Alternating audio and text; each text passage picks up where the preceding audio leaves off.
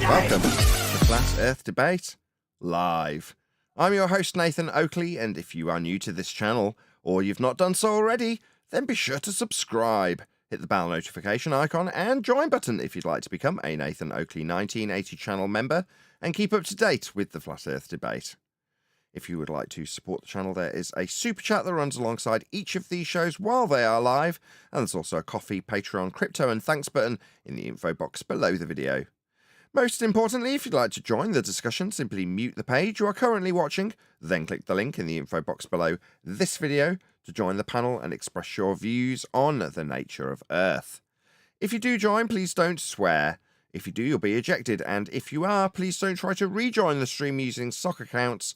You'll be warmly welcome back on the next stream. Please also share the show on social media. Sharing the show obviously increases the live audience, but this in turn increases the chances of a more diverse panel, so please share the show on Facebook and X. Now we are joined by Neil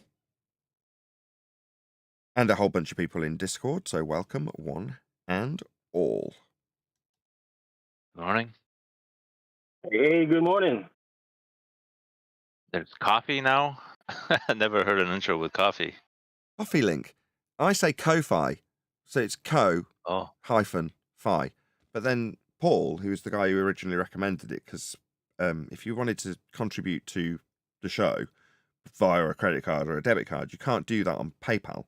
And obviously, if you're going to do a super chat, you've got to set yourself up on YouTube, which obviously other people might not want to do. So he said, well, why don't you have a link that facilitates people to just use a card? I'm like, oh, okay, what will that be? And he said, this. Put it under my nose, and I'm like, that's easy to set up, which I did. And then started charting it out once I got a link under the info box, which was to say, Ko-Fi link in the info box, right? In the intro. But it's not, it's coffee. And he explained that there's a different alternative site called Buy Me a Coffee, which is fairly popular, and this is just an alternative to that. Now, because he just put it under my nose, and I was like, this is super easy to set up. I did. But it's not Ko-Fi, although that's how it's spelled. It's coffee. So there's a coffee link in the info box below the video. There you go. Now you know. Oh, it's not the click on the link and get a free coffee kind of deal then. Okay. Click on the link and give me a coffee. That's the idea. Yeah. Buy me a coffee with the coffee link.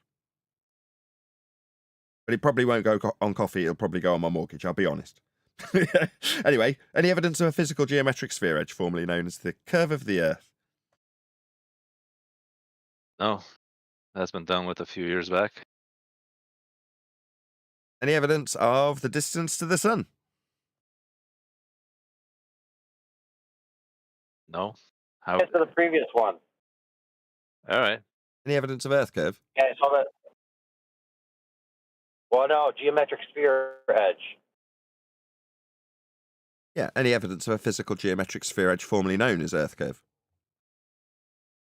Okay, so hyperpedantic spheres can't exist in three-dimensional free space. Therefore, the argument is irrelevant because the Earth can't possibly be a sphere. All right, I rest my case. I don't understand. You have to slow down. Spheres don't exist in three-dimensional free space. What?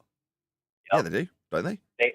They only exist in idealized mathematics and conceptual, because the concept of a sphere, right, is that every point of a surface is equidistant from the radial center, right? An object like that doesn't exist in physical reality because the mechanics of physical reality means that you're not going to have a radius because the structure of matter, right, is latticed even at a microscopic level. So you're not going to have a line that has an equal radius, 360 degrees around, that point to a radial center. It's not going to happen. Gotcha. Right? So I can dismiss the Earth being a sphere just by being hyperpedantic about idealized geometry. Now, I think you all know where I'm going with that. I do. I like it a lot. So what you're saying is, if I was to, in a pedantic manner, suggest that I could debunk the idea of Earth being the geometric description of spherical, that would be to say Earth is a spherical object floating in a sky vacuum. And I can debunk that by saying that there are mountains and valleys, and therefore to comport with the notion of being a sphere, having an equidistant radial value to the centre point, is absurd. No such beast exists in physical reality. Everything has imperfections. There is no sphere that could ever be described. Such a perfect entity doesn't exist. Ergo, Earth is not a sphere. Now, it reminds me of a little Neil deGrasse Tyson skit, let's call it, where he is asked a pretty much similar question about Earth's sphericity. And he answers that Earth is more like a pear shape, a little bit chubbier along the bottom.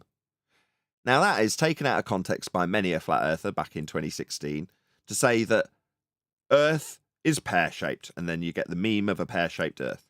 But he goes on to explain that there's a very limited difference between Earth as a perfect sphere and what he's describing by the slightly chubbier bottom, a tell for the stretching out they do when measuring planes with Polaris and then extending those lines out and wrapping them around a sphere. It becomes bigger and distorted. But he's just saying Earth's a bit chubbier along the bottom.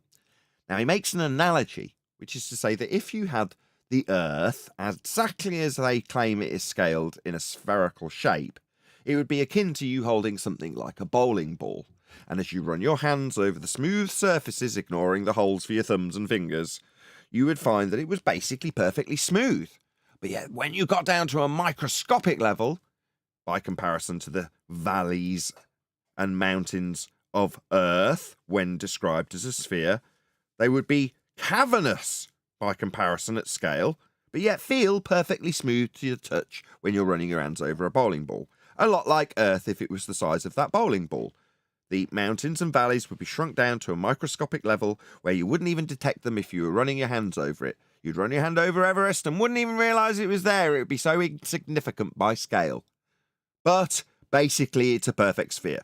That was what Neil deGrasse Tyson explained when describing this pedantic notion that simply because it doesn't comport with the perfect geometry of having a perfect radial value from every point at the outside edge of a perfect geometric shape we call a sphere isn't possible because of hills, mountains and valleys, therefore it's not a sphere, is about as stupid as saying when you get a reference for horizontal and compare how high or low mountains and valleys are with respect to that perfect horizontal plane, Earth's not flat because you've got descriptions of how high or low things are with respect to an average of sea level, for example. So it's the same stupid comparison of saying I can debunk a sphere by saying hills and mountains are on it, therefore it's not perfectly spherical in that geometric description. It's as stupid as saying Earth's not flat because I can say how high mountains and valleys are with respect to how flat it is. Quick shout out to Sasha, I think it's Unitox Femi that's just hit the super chat. Where is it on mine so I can actually read it? When will we go to have coffee? After show? And then a little angel. If you actually want to get in touch with me and go for coffee, Sasha, anytime, you live about 10 miles from me. So I'm pretty sure we could go out for a coffee sometime. Just not at the moment because I am absolutely broke. So I haven't got in touch with my computer guy to go out for curries either or anything like that. It's just tighten the belt straps and not do anything. Make more videos, try and get the mortgage covered. Anyway, thank you. Really appreciate the super chat. So thank you very much for the support. Was there anything else you wanted to add? I hope because you've got a reasonably good line at the moment, actually, AI, if you did want to expand on it yourself, but I did it for you just in case your line broke up in the middle of that excellent comparison and juxtaposition.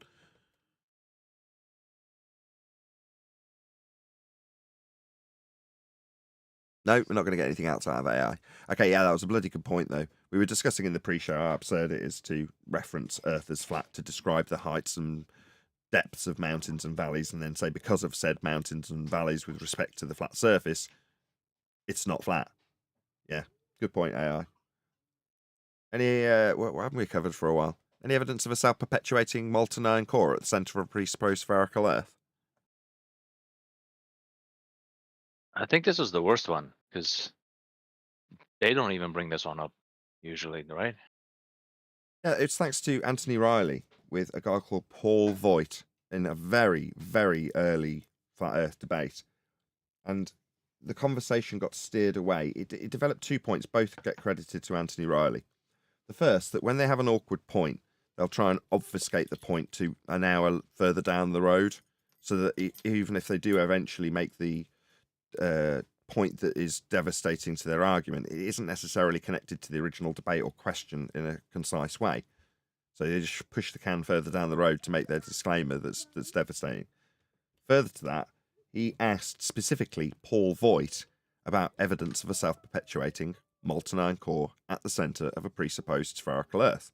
Now, we didn't have the at the centre of a presupposed spherical Earth edition at that particular stage of Flat Earth debate, but Anthony Riley put it to him, and Paul Voigt buggered off to never return after saying, oh yeah, I've absolutely got evidence of that. So Anthony suggested that we should have a track record kept of such events, like Paul Voigt as the first example, literally was the first example of a housekeeping question, where the claim used to be quite prominent. Well, we've got a molten iron core. How'd you back it? With evidence? What evidence? I'll be right back, said Paul Voigt to Anthony Riley, and we never saw him again. And he was quite a fairly, regular participant in the debate. He was on almost every day until that happened. So we mark those sorts of occasions with housekeeping questions. In the most recent guys, it's any evidence that you can acquire an elevation angle measurement from a curved baseline. As a result, directly as a result of measuring elevation angles to navigate the world with. And that navigation of the world requires that you measure Earth flat. So to ask a ball-believing fundamentalist zealot, that would be, by example, I suppose, Rumpus going around, sextants only work on a globe. No, they absolutely don't work on a globe. And here's how. They're measuring angles, not curved surfaces. So they get marked with housekeeping questions for that reason. That reminds me, so couldn't you say in effect that the housekeeping questions keeps the Globers away? You could do. Right. So then it wouldn't be advantage to the show if they're kept away. What do you mean So advantage then- to the show? You think Well, it's an if it keeps- advantage to have fundamentalist zealots chanting their religious beliefs at us daily? Well, people do like it when you talk to Globers. I mean, that's what the audience likes. Right? Yeah. So the audience likes that, and that's what they originally tuned in for, right? Like, then they expect that to Well, keep it there's where going. the discrepancy comes straight away. No. Originally, yeah, when I started Flat Earth Debate, the audience is still even part of the intro and almost redundant now, was participating because they were intrigued about the subject and may want to challenge something that's being discussed on the show.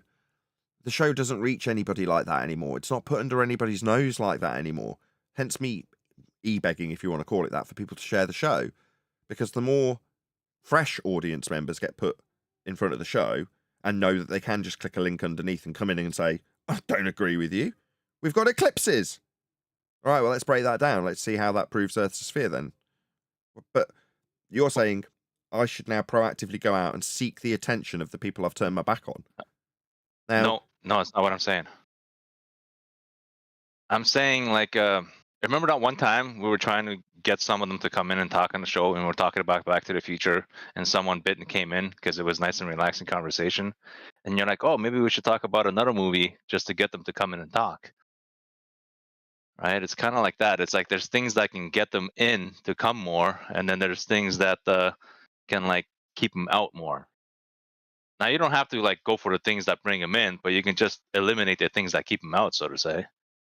Right? You don't have to proactively go after them, but you can just keep the things that keep them out and tone it down a little bit so they can feel more welcome to jump in. I see what's going on here. Anthony's only been gone missing in action for about a week, and now you're trying to eradicate his legacy. It's disgusting. Actually, I've been on this for a while, even before Anthony left. I don't know. Because I followed the show for a long time. I followed since like episode 200 and something. And I noticed ever since the housekeeping came in, to be, I guess, honest with you, I never really liked how that changed the show, how the housekeeping changed the show, and how it ended up just pushing everybody else out. Because I like some of those guys, even if they didn't contribute to the conversation. Like, what was that guy's name? What was his name? Al or something? And he had a picture of an old man. He was just good for sense of humor. He was just a character, really.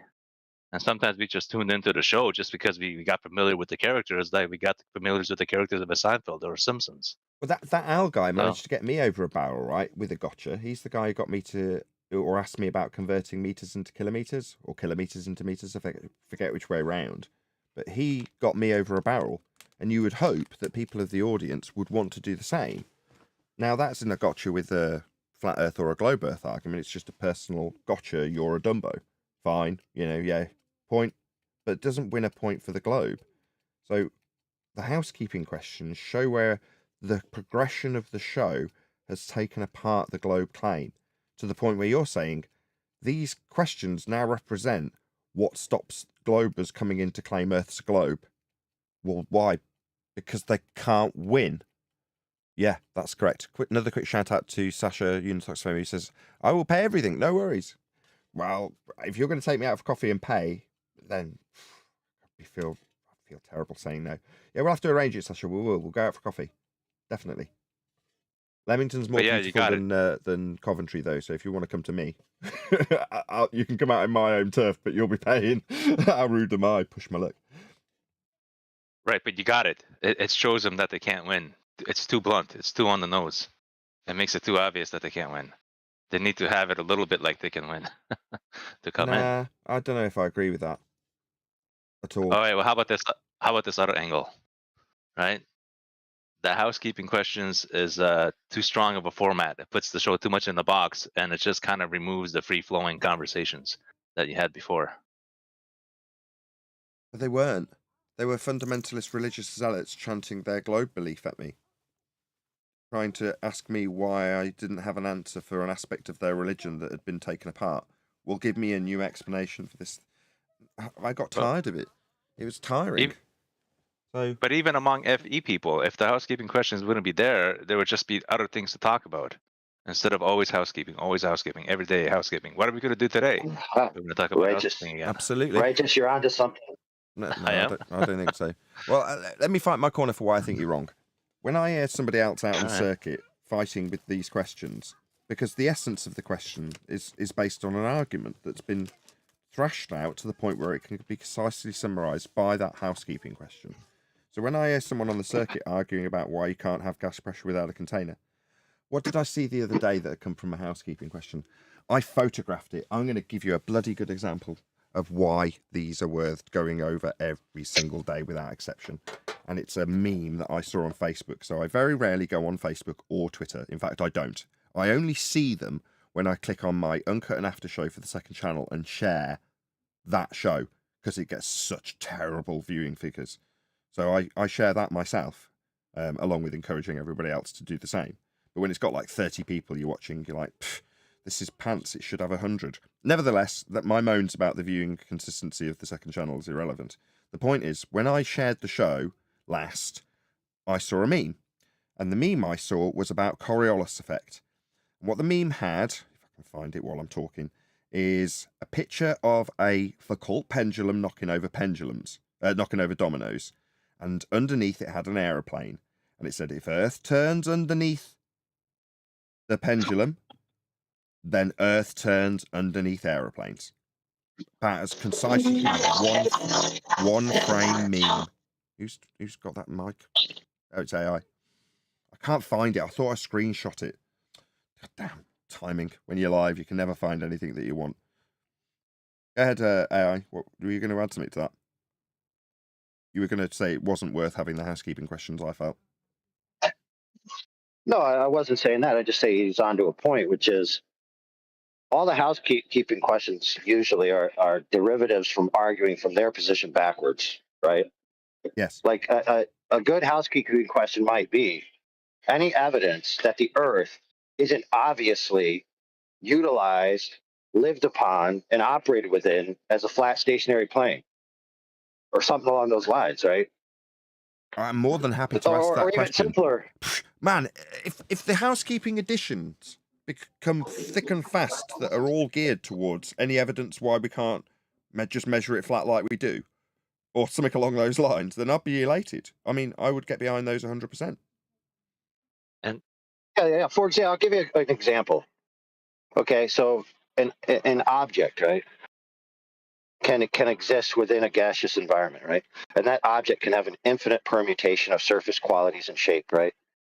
So properly and logistically, arguing about gas pressure doesn't actually determine the nature of the Earth we're standing on in itself. Now it does determine things about the larger environment, right? That the Earth might be, you might call it within, like the Earth is within this environment, let's say, or the Earth is adjacent to this environment. But those adjacents don't necessarily prove in themselves the nature of the Earth itself. You see what I mean? No, say it all again. Okay, so you can have an object that's stationary or rotating within a gaseous environment. You can have an object that's a sphere or a ball or a cuboid or a pyramid inside a gaseous environment, right? Could be any permutation of shape and surface quality, right? Yeah. So the gaseous environment isn't contingent upon the object being any particular shape or surface quality. So to say because there's gas pressure, the Earth is a ball, or because there's gas pressure, the Earth is flat, is actually not logically contingent. It doesn't prove it. I agree. Yeah, the gas pressure without a container argument is a debunking of the notion that a positive claim of a sky vacuum is in any way validatable. It isn't. It violates natural law, but it is a positive assertion from our opponent's side that their reified model by way of flat Earth measurements exists within a sky vacuum. Sure, but I would just point out to Righteous's point. It's like part of what they like. A lot of Globers just think, and we see it all the time. They just think claiming the word gravity as an appeal to down like proves their ball because they already have a preconceived notion that these things are intrinsic to each other. That like the necessary antecedent for down is a giant floating ball. You see, and it's like it does kind of give them this edge, is where it's like, well, if you're already gonna throw out gravity, it's like why do I have to prove gravity? It's already down. But if you put it in the other foot, at least sometimes it's like, okay, any evidence that the Earth isn't obviously flat. Oh yeah, this imagination that I have between the contingent nature of down and giant floating space testicles, right? And then they start joining in the conversation. Maybe that's where he's going. Maybe he's saying people are too defeated to even try. Wait a second. Which maybe what you're going for. Maybe instead of speculating what I'm saying, you guys could just go, "Hey, Righteous, what are you saying?" That's not how this works, right? What are you saying? See, this is season 9 of this show, bro. If you don't know how this show works by now. Well, let me simplify it a little bit more, okay? Because I was thinking about it a bit more while AI was throwing around all these complex words. I mean, like, you use some big words sometimes. That's what I mean. It's not a bad thing that you do. But it's like, you see, when the housekeeping questions get asked, I don't want to, like, why do I have to say no? Why do I have to come to say no? Like, that would be the answer for everything, would be no. We wouldn't even have to talk about it. And then there's the other thing: if somebody does answer and somebody does take the bait to answer the housekeeping questions, it feels like they're just put on a spot to perform. Okay, hey guys, it's time to perform again. Here's the housekeeping questions. Do your dance. And it's like, oh, another dance about geometric horizon, or another dance about gravity, another dance about and it just feels like it's phoned in a little bit or something. It doesn't feel natural. It doesn't feel, I don't know, feel staged. It is. Yeah, but isn't it better to have a natural conversation and come up with some interesting stuff? I have an apropos comment. So a large contention that I've had with the housekeeping questions over the time, and I'm not saying this isn't useful, is that the majority of people who are answering them are the panel acting in the role of the glober. Correct. Right? So the glober is already present in the conversation. So if you want to have actual people show up to offer it, right? Like what Righteous is saying, it's like the conversation's closed. It's like don't answer. We literally are. Go ahead. I said don't answer. He's saying, I hate playing this ball position. It's so contrived. It feels staged. It is. Don't answer. That's the solution, isn't it? I say to an audience, let's just try this. I hate dead air, but for this particular example, we'll allow it. It's tolerable. Any evidence of Earth curve? Any evidence of axial rotation? I love it. If there's a stony silence after the housekeeping question, it's unanswered, isn't it? Righteous. And how Yeah, would that but make who's you not feel if you were a participant in the audience, hearing the question, is there any evidence that there's Earth curve? And nobody answers. There's no concise rendition of why there's no Earth curve. It's just left unanswered.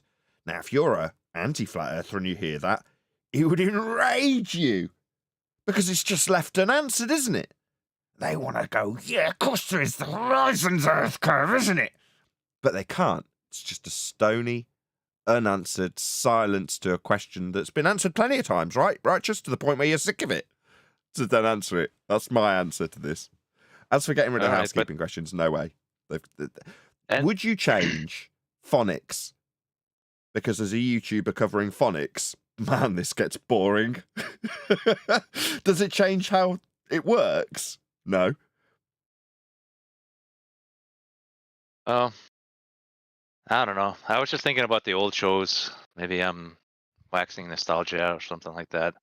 But in the old shows, you would cut the you would cut the missed intro. the blood. Yeah, you missed the blood. No, not necessarily that. It just there were just certain things like when you cut out from the intro in the old show, you'd be like, "Oh, let's go listen to the docile tones." It's not pronounced docile, but you said, "Let's listen to the docile tones of the whatever's going on there," right? And then you turn on the volume on an ongoing conversation. The show is already to like a strong start. But if you come in with the housekeeping, you put a stop to that ongoing conversation, everybody being fired up. We'll see if Mr. Meekin's got Right. anything to comment on this because he's joined. It may be Oh, it's just coincidence he's just joined, but you know what I mean. Hello, Adam. Afternoon, Yeah. guys. I heard just a little bit. We're talking about whether we should do the housekeeping or we should do away with them. No, it sounds to me like you've got like pining for ballers, and you've identified the reason is the questions is they can't answer them, which is why the ballers don't come anymore. Good. Let them demonstrate they can't answer the questions. All right, fine. Even if they don't come in anymore, it's still like affecting us who are here, the housekeeping questions, don't they? What I said. You've got baller pining. You want ballers in, don't you? Oh, ballers! Well, they've gone. They've lost. I know. Actually, myself personally, I don't. I prefer talking to FE guys, but people in the audience do prefer that there's some FE callers. It's a closed circuit loop, right? It's like imagine a news station that the only news that they do is a single thing every day. It's like, well, I know exactly what to expect, so why should I watch it the next day? I could have just watched an old episode and I get the exact same thing. Because 99% of the people don't watch it. So if they do stumble on it, then news needs to be there. We don't need to change the truth. The truth's there. Questions are there. They're not answered. Frustrating and boring as it might be to those that do it every day. There's a distinction. There's an internal distinction between us seeing something go stale because internally you're like, well, it's repetitive. If you're an ongoing viewer of flat Earth debate, you'd hate the housekeeping questions and probably fast forward through them every single time you hear them because they're familiar and you don't necessarily want to hear the same thing being discussed every single time with the same answer. With the only change being that I vary the couple of housekeeping questions I ask each day, and maybe once a week or once a fortnight go through all of them in one show. But I can understand how that would seem stale. But what Adam's saying is, if that day you happen to be an avid news watcher and you like to keep up with current affairs, and then you stop into a train station and it has BBC Two on, where you're typically an ITV fan, and they reel off the exact same regurgitated news from the same desks that every single news outlet has scoured their crappy news headlines from to regurgitate in the almost exact same fashion as every other news broadcasting network ever, and you sit in front of it and take in the information, and then go, hang on, if I flip the channel, I get the exact same news headlines about the exact same stories. You're like, yeah, you will. They're all covering the same thing because it's the same thing being covered. Now, I'm not questioning the validity or truth of news media outlets. I'm just saying that to say, well, I've got the same information again. Yeah, well, it hasn't changed. Yeah, Earth's still measured flat. There is still no Earth curve. Axial rotation has got absolutely no evidence for it. And the fact that the Western world, so I'm now going to expand. So that's our internal, yeah, I can understand why you'd see it as getting stale. On a wider scale, yeah, the Western world at large believes they're on a spinning sphere flying through a vacuum. So to keep the information focused for every single individual that makes his way to Flat Earth Debate, this show, they need two things as far as I'm concerned. Number one, they need the housekeeping questions.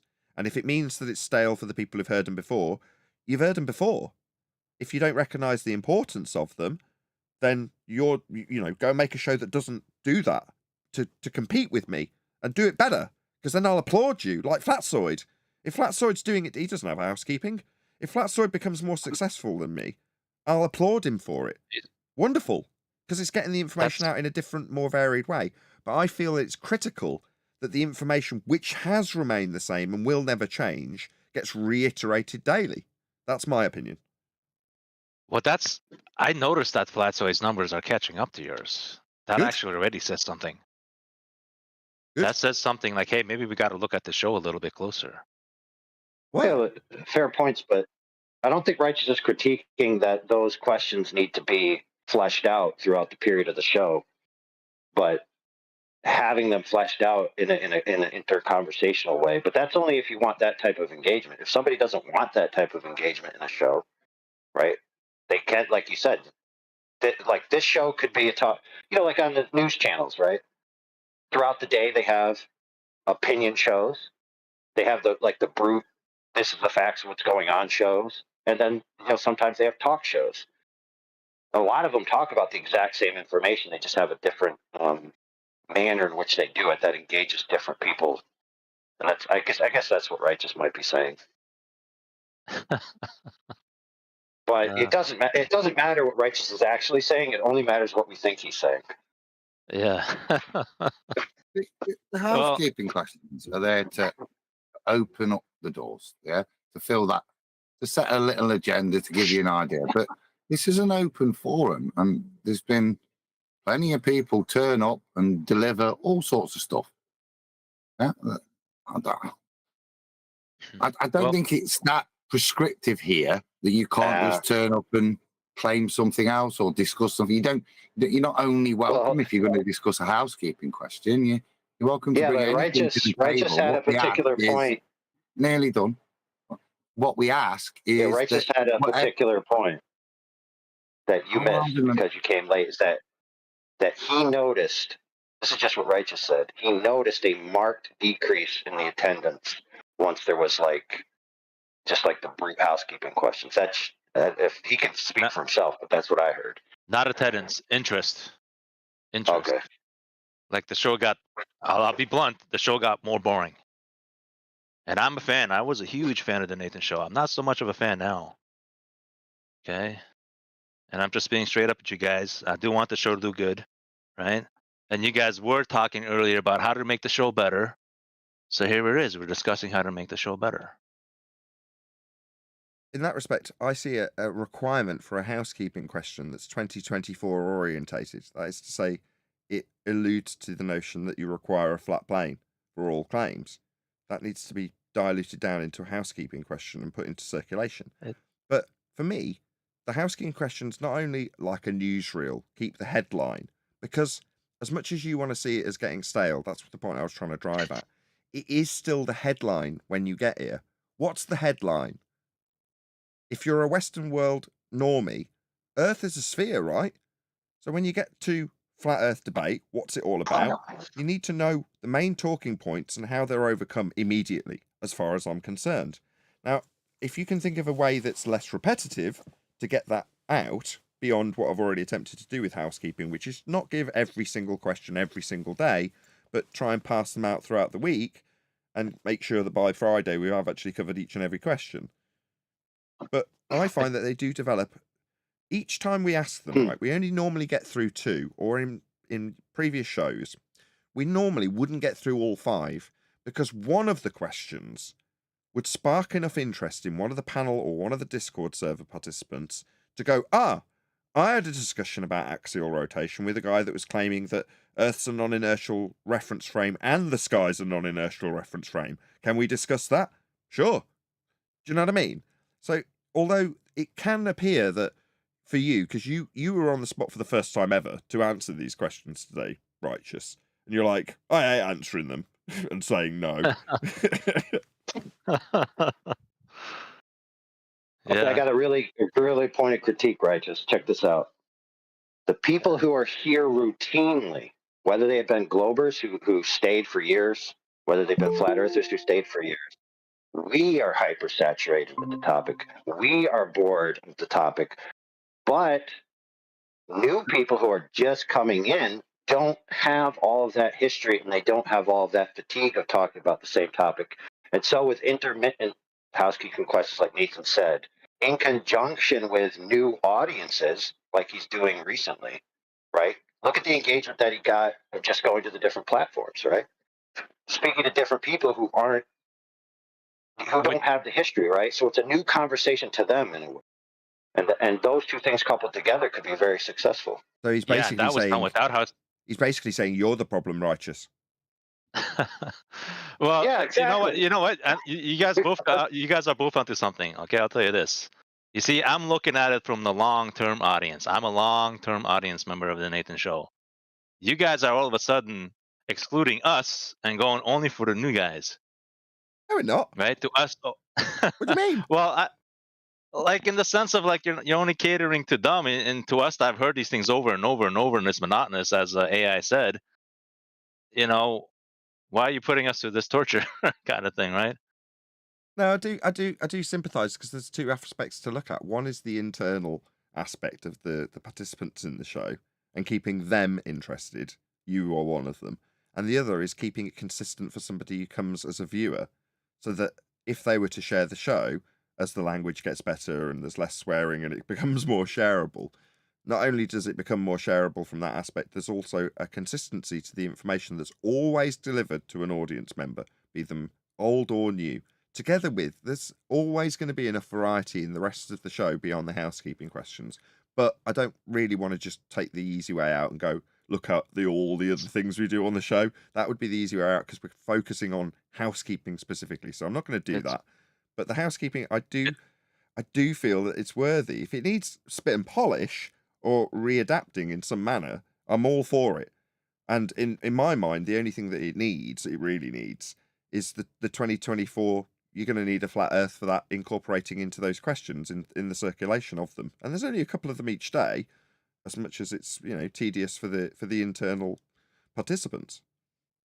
Okay, let me add quickly. Okay, shouldn't the core audience be us FE people? No. And if the core audience is us FE upset people, you, isn't it? No. It isn't. Oh my goodness. Probably. No, unfortunately not. If you think you're the person I'm trying to capture as an audience member, then you're wrong. Do you want to know who? This is like a Lionel Hutz line. Do you know who the right audience member is? Go on. Everyone. Lionel Hutz goes trying to train Marge on selling houses. And at the end of his little lesson about what positive spin is, I'll give you one example just so I can move the example on quickly. He shows her a house that's small. She says it's small. She says, no, it's quaint. He shows her a house that's on fire. And she says, well, that house is on fire. Come on. He says, no, motivated seller. Positive spin, right? And he explains to her that the right house is the one that's for sale, and the right person to buy it is anyone. Well, the right argument is the one that works. And the person I'm trying to sell it to is anybody that can possibly listen. I'll challenge that. You're wrong. Because the housekeeping questions keeps the Globers away, and it keeps the Flat Earthers bored. Yep, bro. Let me answer that for you, Righteous. I think I got where Righteous's vibe is coming from. I think, when you say motivated seller, when you say it's quaint, maybe Righteous might be saying all he sees is a for sale sign with a sold sticker on it, not for sale anymore. So there are no customers coming because there's no product being sold because the product's already been said discontinued, right? So put up a big sign, Globe Earth Paradigm discontinued. There's no reason to show up anymore. Okay, so your argument is because that's, yeah, I've heard this before too. There's no debate, says commenter below Flat Earth debate. Earth is measured flat. The discussion is concluded. There's nothing more to discuss. My reply, absolutely correct. See you tomorrow when I'll tell you that Earth's flat. Yeah, because that's what we'll do tomorrow. Because what happens if we pack up shop and say, man, it got boring telling everyone that Earth's flat. And then next man standing next to you goes, you what? Earth's flat? Don't be a numpty. We've got Earth over the horizon. And you go, oh, if only this numpty had heard one of the flat earther talking about housekeeping on a prolonged basis, so he understood that that's been dealt with quite a significant amount of times. Because as soon as we stop asking those questions, we get two things. We get you satisfied because your boredom's no longer, I'm going to call it like it is. If you're calling it boredom, fine. Your boredom's overcome because next man comes in and says, are you guys all stupid? Yeah? Don't you know we've seen boats going over the horizon for a long time? You dumbos. If you want that, we can get rid of all the housekeeping question and just talk about films as the opener. So when someone who's foreign comes to the show and goes, they're talking about Back to the Future. This is a flat earth show. These dumbos need educating. I'll tell them how boats go over the horizon. And then there'll be blood for a 10-minute period while someone shouts over me, trying to correct them because he thought I was a dumbo, because he didn't hear the housekeeping questions. But there we go. I mean, that is something we could do. We could reset the clock. Well, let me add a little bit more to what I said earlier, guys. right? It keeps the. Good morning, Chocolate. How I said earlier, it keeps the ballers away and it keeps the flat earthers bored, right? And you said, no, my core audience is everybody. And that's not necessarily true. You can see your core audience in the Discord, on the panel, and in the text chat of your YouTube channel. And they're all FE guys mostly. So you should appeal to those guys because they're with you. Okay. Well, the chat's swinging its way by on the live stream show picture right now. And I'll respond to anybody that says that housekeeping question's terrible, we need to get rid of it, or have a massive overhaul of some description. I'll listen to you. Ask, sorry, Nathan. Is the conversation about whether the housekeeping questions are still relevant or not? Yeah. Is that what we're talking about? Yes. Wow, that's... Yes. that's funny. Yes, but that's only... It's funny because just the other day, I was kind of thinking in that direction, like with our new, I guess, approach to things, like are asking those questions even relevant? Even though there's obviously a history behind each one, it's like, do we even go with that anymore? So it's kind of funny that I walked in and we're talking about this now. Sorry, AI, go ahead, brother. That's chocolate, but we got to understand the real sociological discussion at play at this very moment. And what that is Righteous Force is bored, and we have to fix it. That's true. You can't have Righteous bored now. No, that's not demeaning, right? He's already had props from Bev Try Thinking in the chat going, what would Nathan do if it wasn't for Righteous? He runs the server. I have my hat hung on daily. Well, he's absolutely correct, right? And I gave mad props to the people who are running the politics server when I went in for the AMA.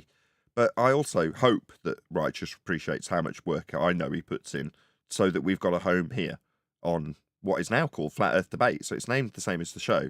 So I can kind of give a bit of sympathy to the guy that claimed my server had been shut down. I don't have a server. It's entirely run by people that I don't have any connection with in that regard. I don't have any input in terms of how the servers run. It's all done by Righteous and all of the mods and all the people who are running the server. So, my credit goes to all of them, and I wouldn't have a home from home I wouldn't have somewhere to hang my hat if it wasn't for Righteous, and he does deserve a lot of credit. So when Righteous says he doesn't like something, it is important and it will get discussed, and that is why it's getting discussed. As much as we're trying to, like we've played down Brian when he says something really intelligent, and say, oh yeah, you thought about it 2 weeks ago. Yeah, that's a sort of, or at least I'll speak for myself, me showing my insecurity. Yeah? And in this instance, we're demeaning the authority that Righteous has most assuredly earned. So he gets to have his say, he gets to have his objections, and we will take them seriously and discuss them, as we are, for that very reason. Just want to make that absolutely clear while we start demeaning Righteous, because really, I say all that. We don't really care. I'm only joking, Well, I Righteous. didn't look at it. No, I didn't look at it as props to demeaning. I Righteous, looked at it man. as just Righteous has been. Sorry, man. I was trying to give you some props because yeah, you've been holding it down for a minute, bro. Like Righteous is part of the fam out here, regardless of how you feel about him. And from what as far as I'm concerned, he's been doing a great job. So Absolutely. kudos to you, bro. And I wasn't looking at you guys as demeaning me or anything like that. I was just talking. I'm comfortable talking with you guys, so that's all it is. It's just talking to people that I've known for a while. Well, I want to get some proper audience participation. I think that tends to go down well if I actually go on camera and ask for it, like, to camera, because then people know I'm serious.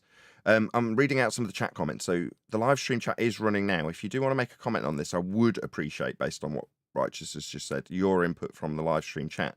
So the question on the table is, are the housekeeping questions effective? Let's just put it in that way so that I hopefully get some interaction that's worthy of response from the chat. So please leave your comments. I will read them out. I'll leave them up on stream as they're going by, as you're making them. But if there is anything that's worthy of response, I will respond to it as the live stream chat is going along. Go ahead, whoever that was. I don't know. It depends on what you mean by effective, I would say, because like Righteous's idea was engagement with flat earthers that are long-term, parts of the community, and then also engagement with new people, and also bringing in new Globers to discuss. So I guess there's at least three ways you could take that. Like, are they effective at, are they effective at making a statement rhetorically? Yes, they are effective in doing that. They are also effective. What Righteous seems to say is they're effective at excluding people from even trying to answer them because they're taken as a foregone conclusion. Like, this is so rhetorically settled in itself, the question answers itself. So maybe, I don't know, I guess there's just still like this ambiguity in the kind of engagement that you want to get with the questions. And we should also ask other people on the Discord channel, because there's quite a few of us there. What do you guys think of the housekeeping questions? Anybody? They're in VC. They only need to open their mic and open their mouths and they'll be heard, right? Steve Finneran says, housekeeping questions are ace. Try Thinking says, the housekeeping questions have never been used outside of your FED show. Yeah, the housekeeping questions are very valuable.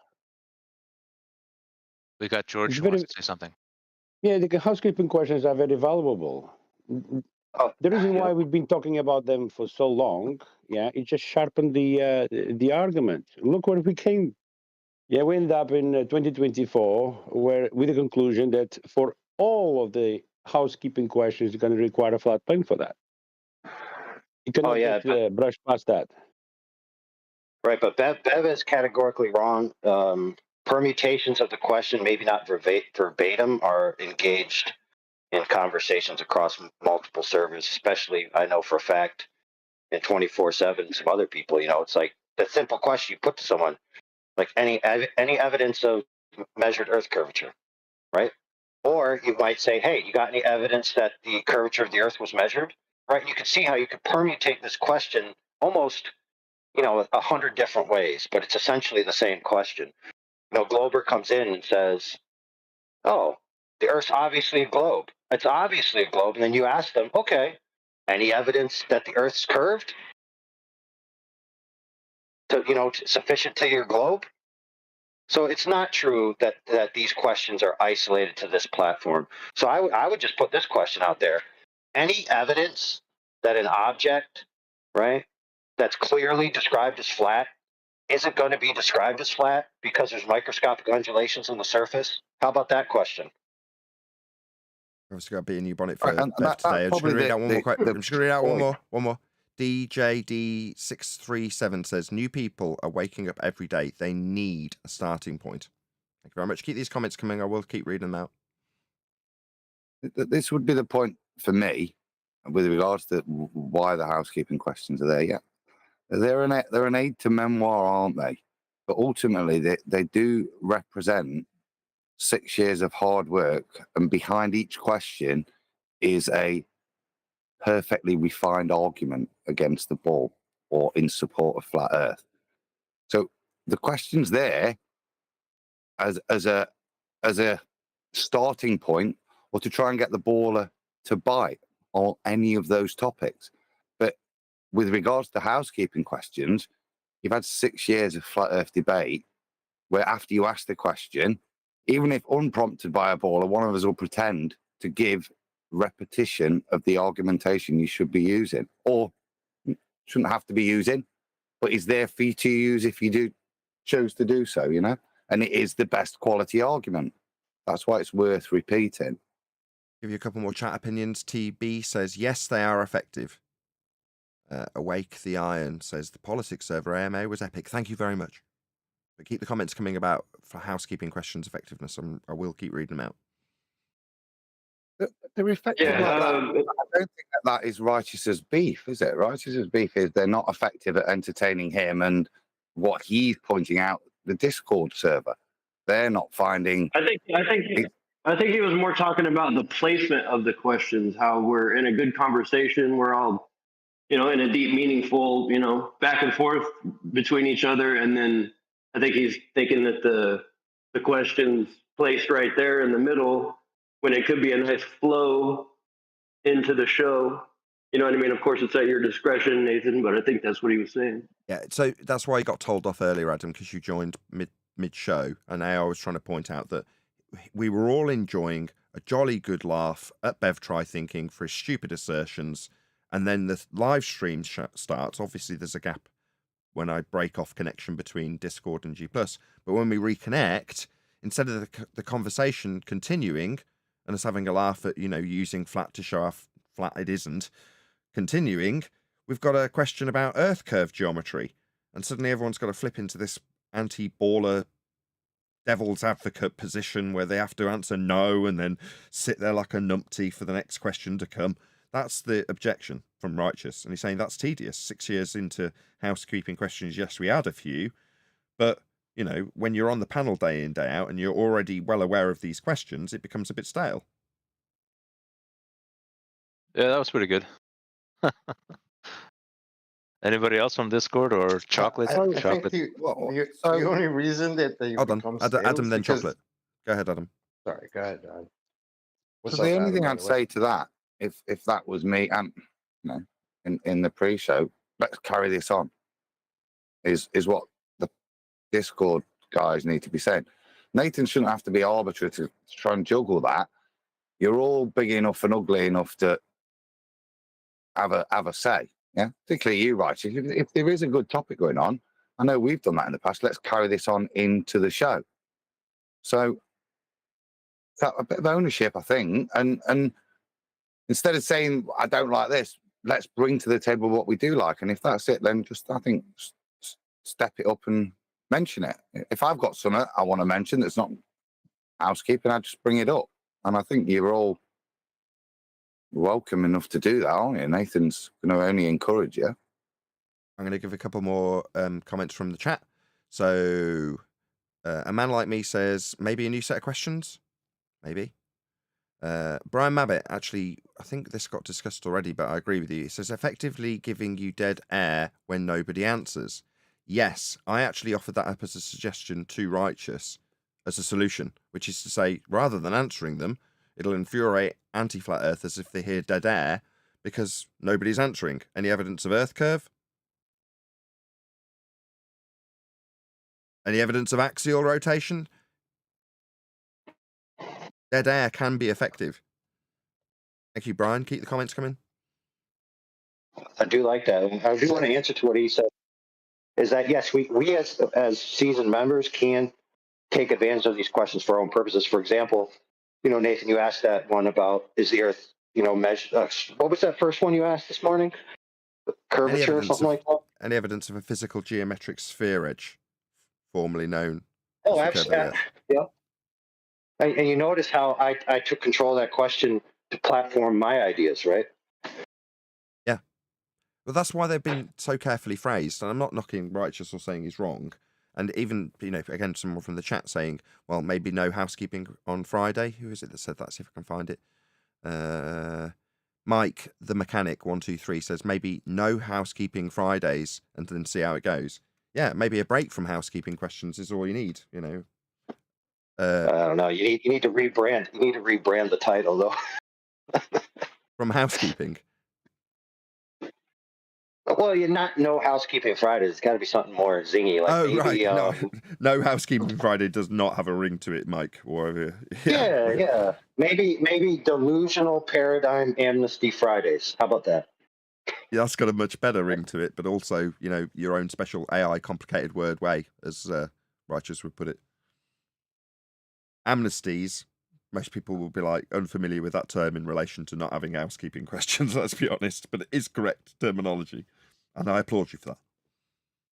Chocolate was going to say something too. Yes, I forgot about you, Chocolate. Totally my bad. It's all good. I was just gonna add that me, I feel. Give me a second. Well, I'll give you a second. Crockett says housekeeping is priceless. So there's lots of positivity and a moderate amount of negativity about it.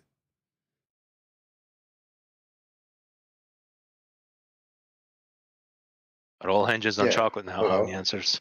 I'm sorry. So the only thing I was gonna say was the only reason it seems like these questions have gone stale is because nobody's trying to answer them. None of the people that believe any of these questions are legit or not legit for the way we're asking them. They're not trying to answer them. If there was a Glober in here every day saying these questions, I got these all day, I got the answers for these, you don't have the answers, I got the answers, right? If we had that every day, this would be lovely. But nobody's trying to answer any of these questions because they know already they can't. I mean, they've been trying for years and they don't try anymore. So I think that's really the only reason this has become stale is because Globers have kind of given up. Unless you're going to prove me wrong, Globers. Oblate Severoid says an alternative to globe narrative / beliefs is critical to the efforts in converting Globers. And he says alternative Fridays. It sounds like I've had that a couple of times, right? So it sounds like one option is to dispense with housekeeping question on one day. So there is no barrier put up to a potential newbie. So there's a 1 in 5 chance that a live stream will have a fundy come along and not have us immediately wipe out any possibility of them having any angle whatsoever to come into the show to say you're all idiots, and then Righteous gets his blood. So is that not what you've been doing, I think, on a Friday anyway? We're into politics. I didn't say anything about blood. Like when you go to politics server and you talk with all these Globers or the Earth Awakenings, I usually take a break on those days. But I know it's good for your audience, right? I know your audience likes that. Are you just denying that you like watching wrestling, metaphorically speaking? I don't like the blood, but I know the audience loves it. Metaphorical blood. Metaphorical blood. You've watched some of the members-only videos that I've trimmed out from the AMA. Yes, they're all perfectly cordial. There's plenty of blood, metaphorically speaking. Well, it made you happy. It made the audience happy. It made your wife happy with the bills getting paid better. I mean, I look at the positive sides, right? I just wanted to add a little bit to this panel here. It's Skilly here. Feel free. I'm just wondering, like, when I'm looking at a debate, we're looking at two worldviews colliding. And ultimately, the flat Earth versus the globe Earth paradigm is meeting each other in a UFC octagon or whatever.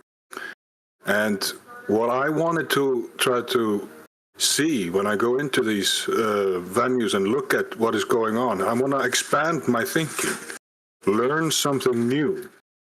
And what I feel, even though I'm fairly new to, especially this panel and other shows like this, it's like Righteous is mentioning, it's talking points that are coming again and again and again, and it's basically my worldview is better than your worldview because.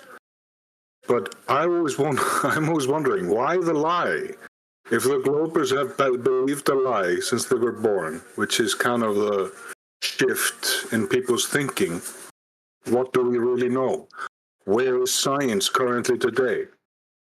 And I was listening to you talking about Sabine Hossenfelder, and if you look at the YouTube comments under her videos, it's like that's the audience we have to kind of talk to.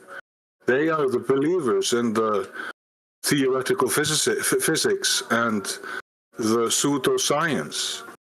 So I feel like for both for new viewers and for the old viewers, we could expand on maybe why has this lie survived so long? And if it's a lie, you see. The other talking points I feel is basically my worldview is better than your worldview. And it's like listening to an atheist and a Christian debate about their worldviews, you see. Okay, so what are you suggesting in regards to housekeeping, if anything? Yeah, I'm sorry. I wasn't expanding on that. I just wanted to add this little talking point into the discussion. No, that's fair enough. No, I agree. The audience I'd love to appeal to, although they are included in the basically everybody audience that I'd like to appeal to in that regard, is the pseudoscience-loving Sabine Hossenfelder audience that are intrigued by science. And there's plenty of it to offer. Where's science taking us? Well, in a route that debunks Einstein currently, and it's offered us plenty of technology to be going on with that you can example that are genuinely coming from scientific validation, cause and effect reasoning based on experimentation that debunks Einstein, that debunks the globe. You know, there's a attempt to suppress a lot of this information by offering it up within the paradigm of heliocentrism. That would be to say, calling everything quantum gravity, quantum foam, quantum this, quantum that. You know, well, that's stealing valor from the current actual science that we could be offering to expand the interest of the viewer. And we've got our illustrious leader in that regard, which is Quantum Eraser, whose very namesake is about the science that overcomes heliocentrism. And there's plenty of information that comes from that particular source, that's Quantum Eraser, for the science that we can be offering. And I do agree with you that there is plenty of interest to be had from an existing flat earther, or perhaps somebody that's now got the nitty-gritty of what the housekeeping questions represent, how the world is not a sphere, how it is absolutely measured flat, and those flat measurements are being utilised to claim it's a sphere. But beyond that, where's the world going?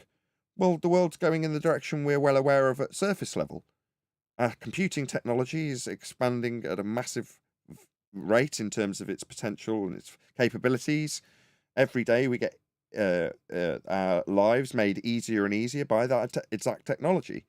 So in terms of why we have those things bettering our lives on a daily basis, it's because of the current science. And we can directly link that back to Earth not being spherical, Earth being flat. It links directly.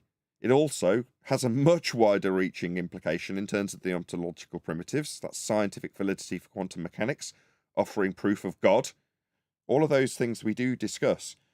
Anyway, and I'm trying to incorporate this into a segue for housekeeping, although you've just disclaimed it wasn't necessarily off the back of that you were trying to incorporate your answer. You're just saying it's an interesting talking point if we get into the science that can be talked about in this subject field, and there's loads of it. So not a world view, a world measurement then. So world measurements against world views.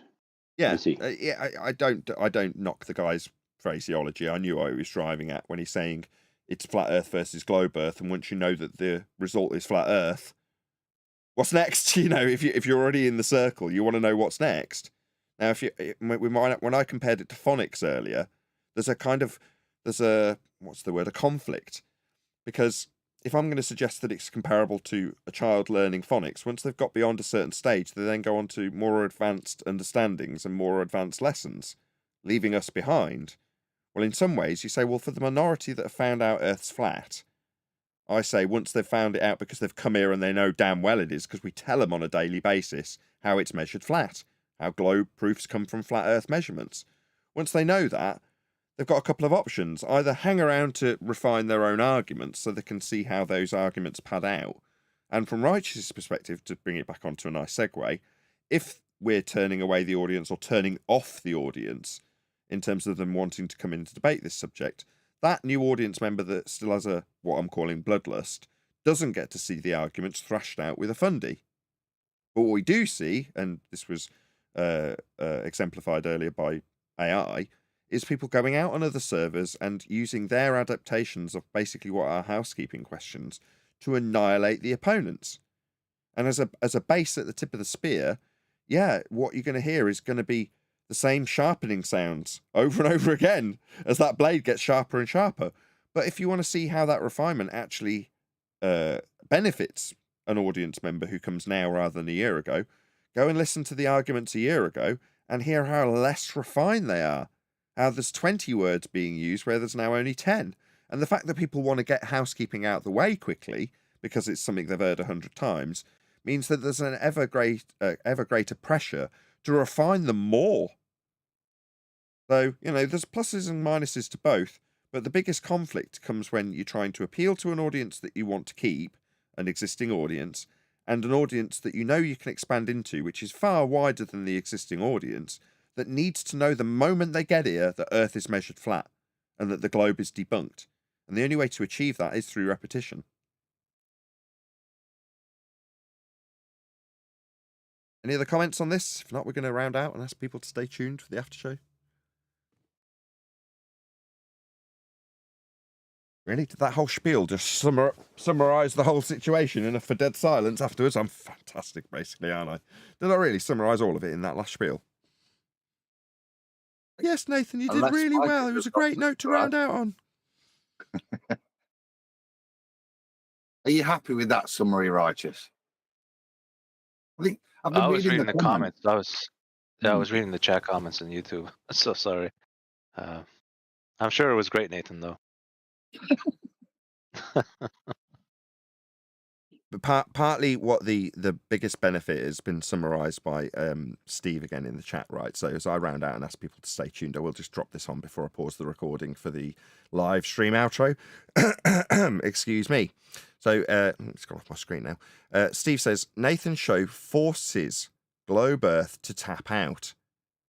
And that is absolutely correct. That's the whole purpose of having housekeeping questions, so people appreciate that the globe's tapped out, it's been forced into submission, if you want to phrase it in that analogy. But being tapped out is Righteous's objection. If they're tapped out, they can't be fighting. But there we go. Let's pause the recording and do a proper outro. With that, I'll say if you are watching this on either Nathan Oakley 1980 or Nathan Oakley Premium Streams, then stay tuned, as there will be an after show to follow, though. Unfortunately, if you are watching this live, this is where we bid you farewell. So a huge, massive thank you to all of you. Smash the super chat, liked, commented, shared, subscribed, joined as a Nathan Oakley 1980 channel member, hit me up on coffee and all that good stuff. Another massive thank you to today's Discord and G+ panels for making today's live show possible. I've been Nathan Oakley, and I will see you all in the next video.